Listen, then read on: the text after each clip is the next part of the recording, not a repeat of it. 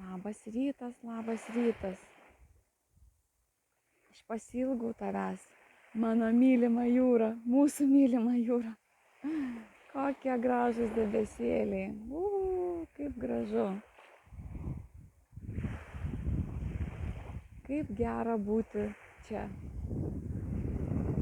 O jau saulelė kokia graži patekėjo.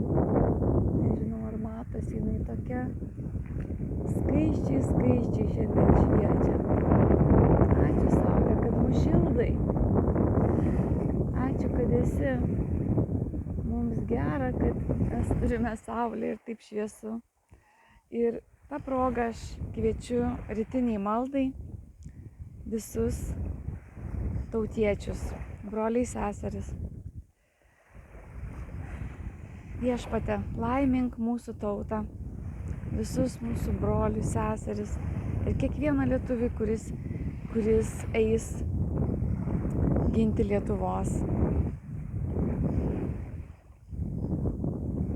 Laimink juos ir padėk kiekvienam žmogui išsivalyti savo skaudulius, savo nuoskaudas, pūlinius, žaizdas užgydyti, kurios jau senai ten kažkur sėdi ir jos vis dar neužgyjusios. Bet daugiau niekada nebesugrįžti į tą aukos sąmonę.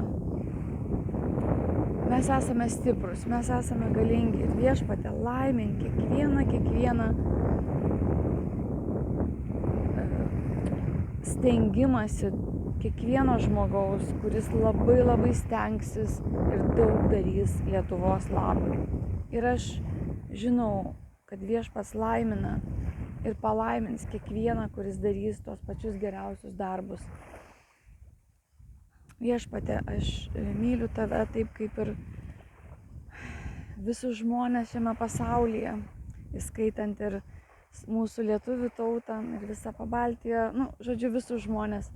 Ir aš tikiu, kad ta kova jau yra laimėta ir kad Viešpats mums jau kelius yra plačius paruošęs. Ir visi keliai vis dėlto veda į Marijos žemelę, mūsų nuostabią lietuvėlę. Laiminu kiekvieną prisijungusi prie šitos maldos ir tai ką, kiekvieną rytą vakarą su malda, su meile. Laiminu jūs.